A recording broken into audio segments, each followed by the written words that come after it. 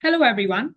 My name is Nikita Jain, and I have with me Victoria. And on behalf of the team Optometrists, we're excited to present a worldview of women's empowerment, an interactive visualization designed to transform how policymakers tackle gender inequality. Despite decades of progress, gender inequality remains a critical global challenge. But here's the problem: it's not that we lack the data. Organizations like the World Bank, UNICEF, and the GIWPS publish hundreds of indicators on literacy rates, economic participation, maternal mortality, and political representation. The real problem lies in the data complexity. If you're a policymaker at the World Bank, or a project manager at a women's rights NGO, you're drowning in fragmented metrics. These indicators exist in separate spreadsheets, different reports, and incompatible formats. Finding a clear answer to where do we need to intervene right now becomes nearly impossible.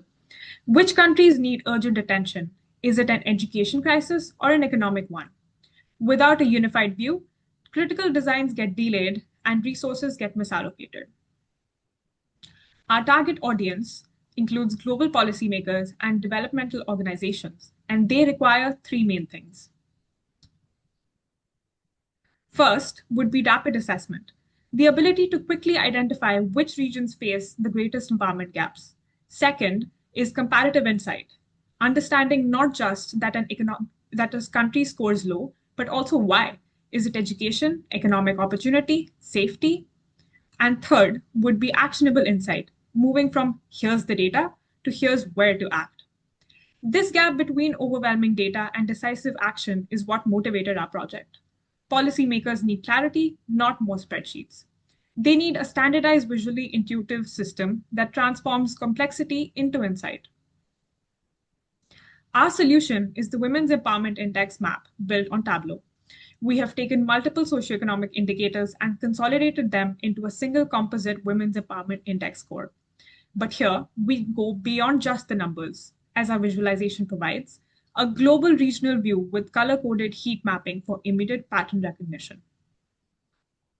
It also enables a drill-down capability to explore individual countries. We also have multi-indicator filtering, so users can examine education, economic participation, or health outcomes separately. And most importantly, intuitive visual encoding that makes complex data instantly understandable. Let me show you how it works. Let's explore the dashboard. When you first open it, you see the global view with our choropleth map. Notice how color intensity immediately reveals patterns. Darker purple regions, like parts of sub-Saharan Africa and South Asia, show higher empowerment scores, while lighter regions indicate lower scores. Now here's the power of interaction. If a policymaker wants to focus on a specific region, they simply click. Let's click on sub-Saharan Africa.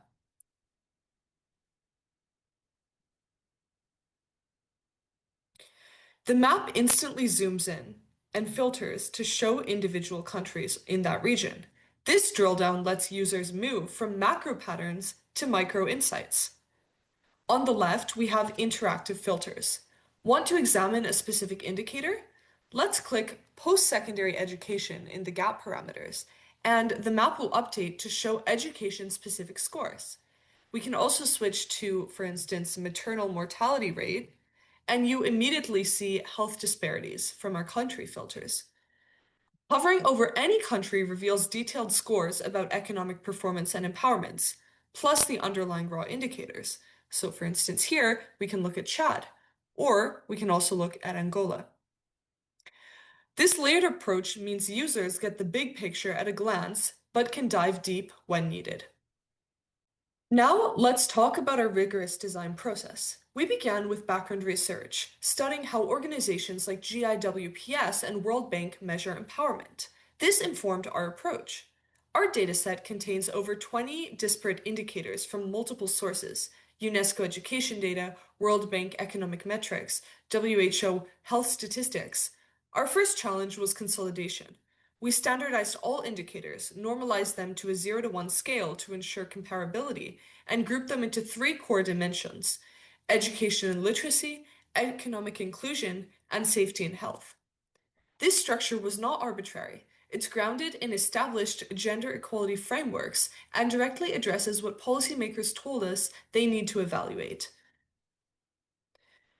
We combine data from World Bank sources, including Women, Business, and Law indicators and UNICEF databases. To merge these datasets, we standardized country codes, converted all data into consistent year-by-year format, and joined them together on a country and year basis. This created a unified dataset with 26 indicators spanning economic, educational, health, and political measures across over 200 countries and territories. Our WEI score is directly inspired by the globally recognized GIWPS index. Like the GIWPS, our score combines 8 different indicators from the dataset into a single comparable score between 0 and 1, where 1 represents the highest empowerment level possible. The calculation follows a two-step hierarchical structure. The first step is dimension scoring. We first group our 8 indicators into 3 dimensions: education and literacy, economic inclusion and participation, and finally, safety and health. The score for each dimension is the average of the normalized indicator score. The second step calculates the final WEI score, which is the geometric mean of these 3 dimension scores. This is the critical step inspired by GWPS because it ensures that a country cannot hide severe deficiencies in one area simply by scoring very high in another. It is important to note that we only handle missing data by calculating the average of the available indicators within a dimension. If a country is missing data for all indicators in a dimension, the dimension score and final WEI score will be 0. Our encoding choices were deliberate and user-centered. We considered several alternatives. 1. Display all 20 plus raw indicators in separate bar charts. We rejected this because it recreates the original problem: overwhelming complexity. 2. A simple table of scores ranked by country. This lacks geographical context that's essential for regional resource allocation.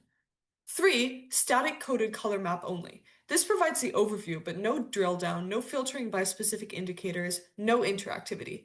We chose an interactive choropleth map with hierarchical drill down because interventions are inherently geographical, color intensity provides immediate visual patterns, click to zoom allows micro and macro analysis, and multiple filters support different policy questions. We did face limitations. Our score aggregation, while rigorous, involves weighting decisions that could be debated. We handled this by making our methodology transparent and providing access to underlying subscores and raw indicators. What's the impact? Our dashboard transforms a 2-hour data analysis task into a 2-minute exploration. Policymakers can identify priority intervention regions in seconds, understand the specific nature of empowerment gaps, compare countries and track changes over time, and make evidence-based resource allocation decisions. Viability? Absolutely.